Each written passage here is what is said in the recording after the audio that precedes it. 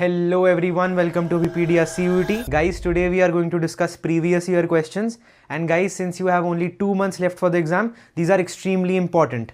Best of luck. Hello everyone, welcome to Abhipedia CUET 2025. So hope you guys are doing well. आज के इस lecture में हम PYQs करने वाले हैं जो आपके CUET के एग्जाम के लिए बहुत इंपॉर्टेंट है।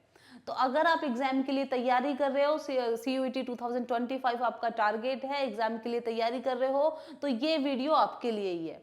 इस वाले जो वीडियो है, ये जो लेक्चर है, इसमें हम PYQ सीरीज पार्ट 9 हम लेके आए हैं। इससे पहले वाले जो सीरीज है उसको प्लीज आपने देखना है, क्योंकि हर एक क्वेश्चन को हमने डिस्कस किया गया है और उन क्वेश्चंस को देख के you can get an idea कि किस तरह के क्वेश्चंस आज तक पूछे गए एग्जाम में। तो इससे आपका टाइम भी बचेगा, आपको एक स्मार्ट तरीके से आपको ये पता चलेगा कि कितना आपने एग्जाम के लिए पढ़ना है, क्योंकि आई एम श्योर आप लोगों के पास इतना टाइम नहीं है, आपके पास ऑलरेडी बहुत कम टाइम होगा। तो उस कम टाइम में आपने बहुत ही स्मार्ट वर्क करना है, बहुत ही स्मार्टली आपने पढ़ना है। ठीक है जी। तो इसी चीज को ध्यान में रखते हुए मैं बहुत अच्छे से समझ सकती हूँ कि आपके पास बहुत कम टाइम में कितना सारा सिलेबस है जो आपने कवर करना है। इंग्लिश की स्पेशली अगर हम बात करें तो जो आपका 12th का जो एग्जाम है उसमें जो सिलेबस आता है इंग्लिश का आपके CUET के एग्जाम से कंप्लीटली डिफरेंट है, क्योंकि CUET के एग्जाम में आपने सारी चीज़ों को डिस्कस करना है और सारी मतलब ट्रस्ट मी, मतलब इस तरह का सिलेबस है कि जो बाकी आप एग्जाम्स के लिए देते हो ना, SSC और ये सारे एग्जाम्स के लिए, तो एक तरह से वही सिलेबस दिया हुआ है NTA ने। ठीक है। तो बट हमने इतना सारा नहीं पढ़ना है, हमने टू द पॉइंट पढ़ना है। कौन से क्वेश्चंस है जो सबसे ज्यादा पूछे गए हैं, कौन से टॉपिक से सबसे ज्यादा क्वेश्चंस आए हैं, ये अभी तक आपको आइडिया लग गया होगा और किस तरह से आप तैयारी कर सकते हो। क्लियर है जी। क्योंकि इससे पहले क्या था कि आपको 50 क्वेश्चंस में से आपको 30 क्वेश्चंस करने होते थे, बट अब आपको 50 आउट ऑफ 50 क्वेश्चंस ही आपको अटेम्प्ट करने हैं। तो अब आपको पहले से ज्यादा केयरफुल होना है, पहले से ज्यादा आपको ध्यान देना पड़ेगा। क्लियर है। तो ये जो मेरी वीडियो है, जो लेक्चर है, आपके लिए बहुत हेल्पफुल होने वाला है। इसमें हमने वो सारे टॉपिक्स कवर किए हैं जो जो आपके एग्जाम में पूछे जाते हैं और हर एक क्वेश्चन को डिस्कस करने की भी कोशिश की है, सो दैट आपको उसी से ही थोड़ा सा कॉन्सेप्ट पता चल जाए। क्लियर है जी। स्टार्ट करते हैं हम क्वेश्चन नंबर फर्स्ट से। या तो क्वेश्चन नंबर जो हमारा फर्स्ट है ये है, the passing marks in economics is 33 but he has secured just 29। Options है, the passing marks the economics is 33 but he has secured just 29, या फिर नो एरर। मतलब आपको ये बताना है कि कौन से वाले पार्ट में एरर है। सबसे पहले रीड द क्वेश्चन केयरफुली, हमेशा आपने ऐसे ही करना है। ठीक है। एग्जाम दे रहे हो तब भी, MCQs लगा रहे हो तब भी आपने क्वेश्चन को केयरफुली रीड करना है। तो the passing marks in economics is 33 और बाकी जो लिखा है you have to find out the error. Clear है जी। ऑप्शन है ABCDE, 4 तरह के आपको ऑप्शंस गिवन है, 5 हो गए हैं इसमें। ठीक है। तो कौन सा इसमें से सही आंसर आपके लिए क्या होगा? तो अगर आपका बेसिक क्लियर है तो ये क्वेश्चन अगर मैं बताऊं तो नाउन से क्वेश्चन आया है ये, क्योंकि पासिंग मार्क्स नहीं होता है। हम लोग बोल देते हैं ना, बचपन से बोलते आ रहे हैं, अरे वो तो पासिंग मार्क्स से ही पास हुआ है। ठीक है। बट पासिंग मार्क्स नहीं होता है, पास मार्क्स होता है, हमेशा याद रखना। बोलने में हम बहुत सारी चीजें गलत बोल देते हैं, but when it comes to grammar फिर हमें पूरा ध्यान रखना होता है। ठीक है जी। तो क्या हो जाएगा, पासिंग मार्क्स नहीं होगा, पास मार्क्स होगा। Clear. Let's move ahead. Next है, he is one of the richest man if not the richest man in the world. Okay, he is one of the richest man. कौन से वाले part में error है बताओ? ABCDE, 4-5 options आपको given है, इनमें से कौन से पार्ट में एरर है ये बताओ। तो देखो वन ऑफ आ गया ना, वन ऑफ हो गया, ईदर ऑफ हो गया, ईदर ऑफ, वन ऑफ। ठीक है जी। अगर ये किसी सेंटेंस में आते तो इनके बाद जो नाउन आता है ना, नाउन हमेशा प्लूरल रहेगा। ठीक है। तो ही is one of the richest, MAN की जगह पे क्या होगा, MEN, प्लूरल नाउन आएगा ना, तो कौन से पार्ट में एरर हुआ, ए में। अब आगे से ध्यान रखना है, वन ऑफ के बाद नाउन तो प्लूरल आएगा बट वर्ब्स सिंगुलर आएगी, ठीक है। चलो let's move ahead, question number 3 पे। थर्ड क्वेश्चन है एवरी टॉम, यहाँ पे एवरी नहीं होना चाहिए था, यहाँ पे ईच होना चाहिए था, ईच, ठीक है जी, ये ऑप्शन में भी ईच ही लेंगे हम। Each Tom Dick and Harry drink wine these days. Sentence को रीड करो और उसके बाद एक बार खुद से देखना है कि क्या एरर हो सकता है। तो each Tom Dick and Harry drink wine these days, तो क्या एरर हो जाएगा, है कोई इसमें एरर, ए पार्ट है ईच, बी है Tom Dick and Harry, C option है ड्रिंक, डी ऑप्शन है वाइन दीज डेज, या ई ऑप्शन है नो एरर, बताइए। हाँ जी, यहाँ पे जो एरर हो जाएगा वो सी पार्ट में हो जाएगा, ड्रिंक, ड्रिंक की जगह पे ड्रिंक्स आएगा। ड्रिंक्स क्यों आएगा, जब हमारा सब्जेक्ट सिंगुलर हो तो हम सिंगुलर ही वर्ब यूज करते हैं।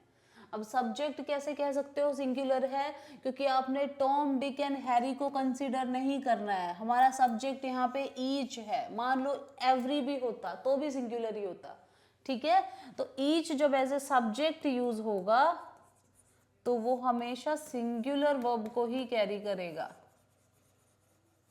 क्लियर है जी, ठीक है। ईच स्टूडेंट इज कमिंग आएगा, ईच स्टूडेंट आर कमिंग नहीं आएगा। क्लियर। चलो नेक्स्ट हमारा क्वेश्चन है question number 4। He is one of the great man that have ever lived. He is one of the great man, again same उसी तरह का error है, वन ऑफ से सेंटेंस स्टार्ट हुआ है, बताओ। हाँ जी, he is one of the great man, MAN आएगा कि MEN आएगा, प्लूरल नाउन आएगा, because he is one of the great आया, वन ऑफ जब भी आएगा, वन ऑफ नाउन प्लूरल आएगा हमेशा, तो MEN आ जाएगा। कौन सा पार्ट हुआ, बी पार्ट हुआ। क्लियर है जी। चलो लेट्स मूव अहेड, नेक्स्ट हमारा जो क्वेश्चन है that is 5th question. Either my colleague और a peon are coming home with the material today. Either my colleague or a peon are coming. Option है either my colleague, B option है और a peon are coming, C option है with the material today। Correct answer क्या हो जाएगा, बताइए। Either और से जब कोई सेंटेंस बात करता है ईदर और की, तो हम क्या करते हैं, चॉइस होती है ना, ईदर, ठीक है जी, क्या बोलते हैं हम,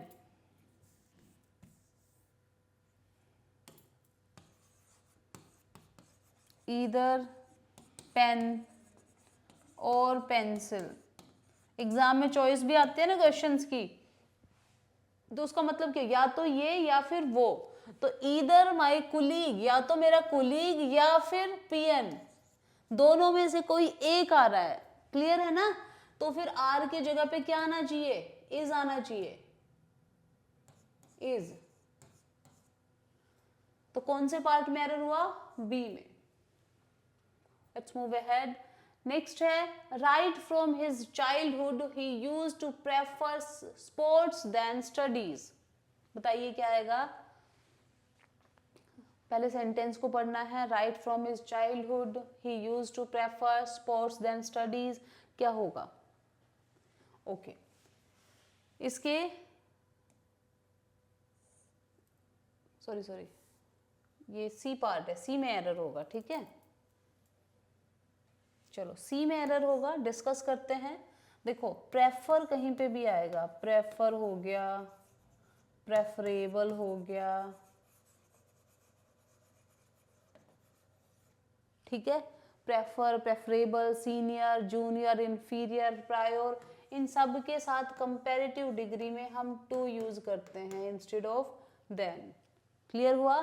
तो जैसे मैंने बोला I prefer coffee to tea, तो I prefer coffee to tea होगा, ना कि I prefer coffee then tea. Clear? Yes. तो स्पोर्ट्स देन की जगह पे टू आएगा। Let's move ahead. नेक्स्ट है neither of them are going to attend the party on 10th October. Neither of them are going to attend the party on 10th October.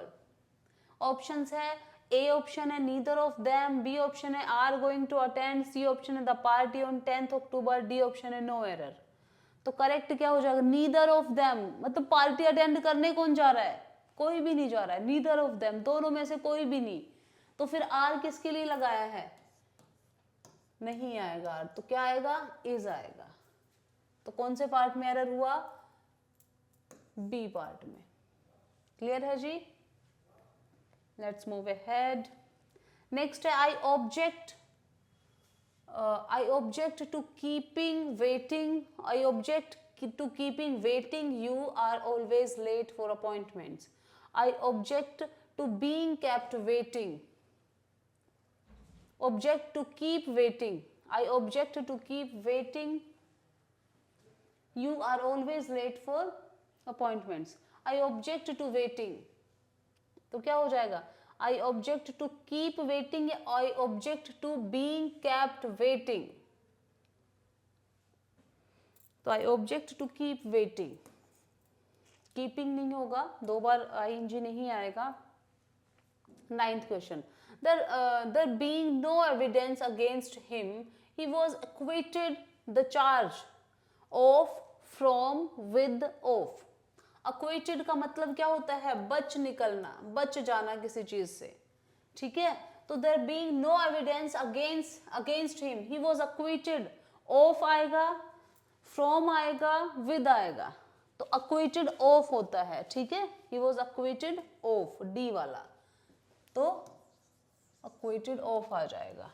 Clear है जी? Next है if only he dash told us the truth in the first place, things would not have gone wrong. would not have gone wrong, अगर आपको इतना भी hint मिल जाएगा तो भी आप क्वेश्चन को ठीक कर लोगे। तो क्या हो जाएगा? सही क्या होगा? हाँ जी, क्वेश्चन है इफ ओनली ही, अगर उसी ने सच बताया होता, ठीक है, तो क्या होता? चीजें इतनी खराब नहीं होती। तो if only he has told, should have told, should have told का मतलब वो बताना जाना चाहिए था। वुड हैव टोल्ड ऐसे नहीं होता, तो करेक्ट क्या हो जाएगा? हैड। ठीक है जी, if only he had told us the truth, तो चीज इतनी खराब नहीं होती। Clear? I am sorry. Next है baggage can be covered dash loss और accident during travel. Baggage can be covered against loss, with loss, for loss, along loss. तो क्या हो जाएगा? Baggage can be covered against loss हो जाए, against loss हो जाएगा। ठीक है जी, अगेंस्ट,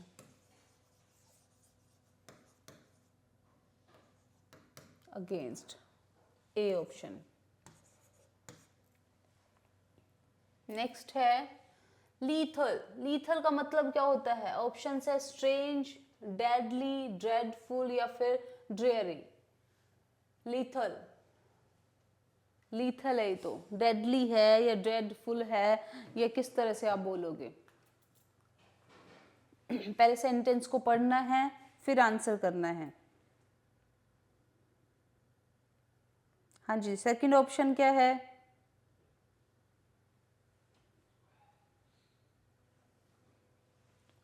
लीथल क्या होता है? फेटल सुना है वर्ड? फेटल, घातक, तब जान ही चली जाए जिससे।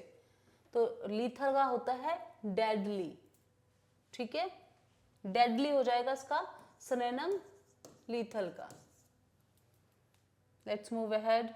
स्ट्रेंज पता होगा, ड्रेडफुल और ड्रेयरी। नेक्स्ट है 13th question, that is fatigue. Fatigue क्या होता है? फैटीग फील हो रहा है, बहुत कमजोरी फील होना ना, फैटीग।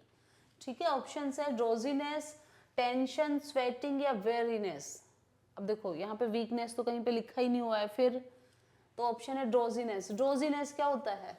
जैसे कई बार मुझे भी हो जाता है, अभी क्लास लेते हुए ना उबासी आ रही है ना, सोचा होगा, उसको ड्रोजीनेस बोलेंगे ना, ड्राउजी होना, ड्राउजी। ठीक है, टेंशन पता ही है, स्वेटिंग पता ही है, वेरीनेस, डी क्या हो जाएगा? वेरीनेस। फैटीग का मतलब होता है कमजोरी फील होना, थकान फील होना, उसको हम बोलते हैं फैटीग। क्लियर? तो डी हो जाएगा सही आंसर।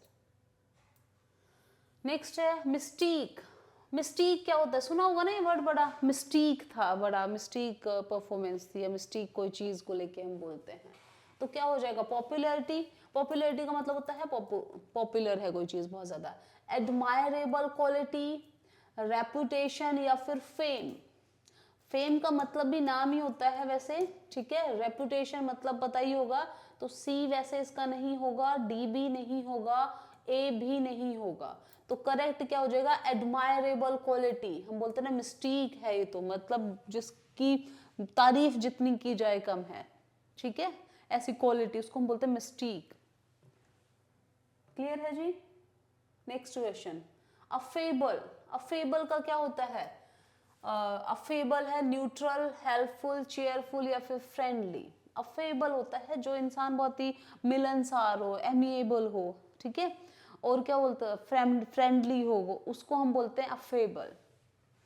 तो न्यूट्रल भी नहीं, हेल्पफुल भी नहीं, चेयरफुल भी नहीं, करेक्ट आंसर हमारा फ्रेंडली हो जाएगा। क्लियर है जी? यस। Next, uniformity. यूनिफॉर्मिटी तो सुना होगा ना, यूनिफॉर्म स्पीड से। यूनिफॉर्म स्पीड से अगर आप चलोगे, ठीक है, अभी से अगर शुरू करोगे तो आपका एग्जाम डेफिनेटली क्लियर होगा। तो ऑप्शंस है कंसिस्टेंसी, स्टेबिलिटी, कॉन्टिन्यूटी या फिर रूटीन। तो क्या हो जाएगा? यूनिफॉर्मिटी का मतलब क्या होता है? कॉन्टिन्यूटी हुआ ना, लगातार, ठीक है। Next, find that misspelt word.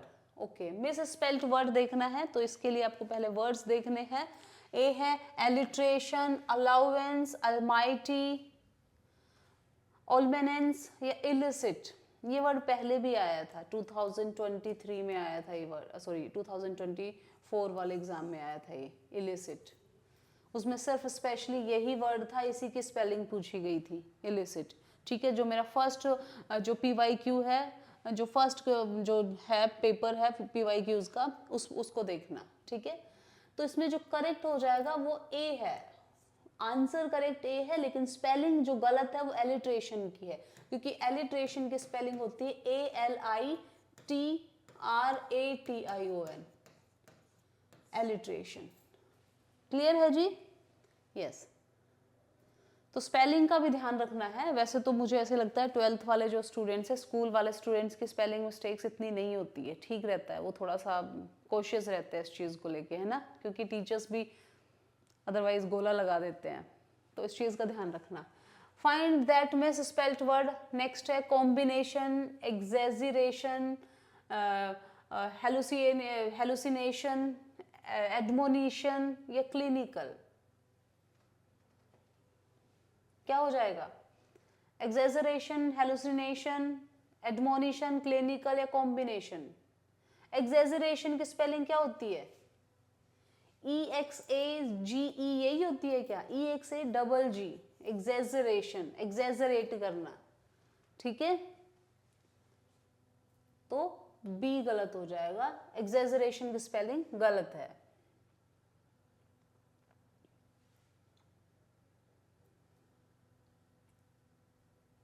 चलो नेक्स्ट है find that misspelt word. Sacrosanct, sacrilege, sacred, sacrament, segment. कितने सारे वर्ड सेम सेम सही है ना। चलो बताओ क्या होता है ये। हाँ जी, फाइंड दैट, देखो सैक्रोसेंट हो गया, सैक्रिलेज, सैक्रेड पता है, सैक्रेड ठीक है, सैक्रामेंट पता है ना, जो कुछ संस्कार टाइप होते हैं उनको बोला जाता है। सेगमेंट भी यही होता है, तो ये भी करेक्ट है स्पेलिंग। सेक्रामेंट SACRAMENT, सेक्रामेंट भी ठीक है।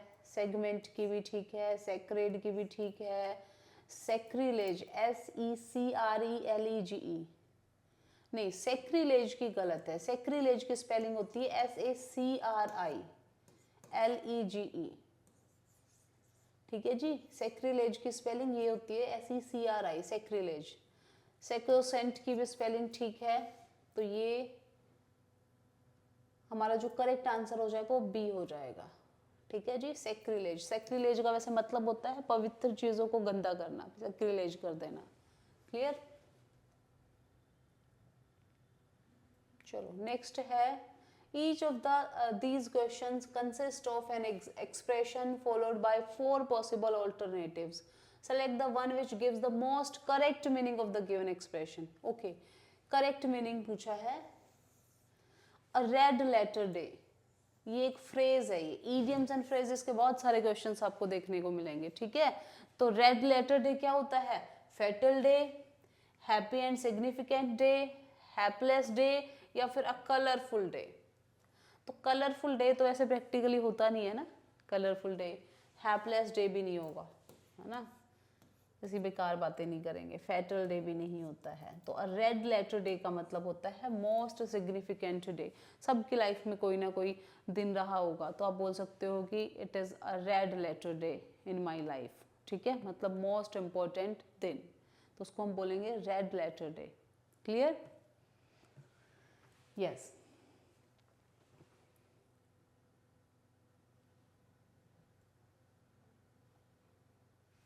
हाँ जी स्टूडेंट्स, तो ये हमने 20 क्वेश्चंस को हमने डिस्कस किया है। रेस्ट 30 क्वेश्चंस को अगर आप डिस्कस करना चाहते हो, अगर आप अटेम्प्ट करना चाहते हो, ठीक है, तो आप हमारी वेबसाइट पे जा सकते हो। वेबसाइट पे जाकर आप जो 30 क्वेश्चंस है उनको अटेम्प्ट कर सकते हो।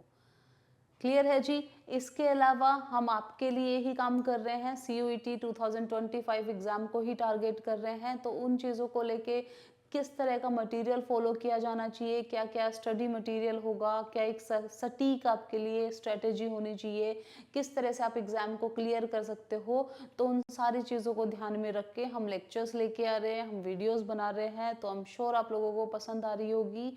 तो जितना हो सके आप टू द पॉइंट सब्जेक्ट और सिलेबस के हिसाब से आपने पढ़ना है कि आपको सिलेबस कितना गिवन है और कितना आपने कवर करना है। क्लियर है? तो अगर किसी ने तैयारी शुरू नहीं की है तो अपनी तैयारी शुरू कर दो, क्योंकि अभी यही सही टाइम है, उसके बाद आपको टाइम नहीं मिलेगा। क्लियर है जी? So thank you so much, have a good day ahead. Thank you guys for watching it till the end. Do check out the link in the description for more content on CUET UG 2025. Best of luck.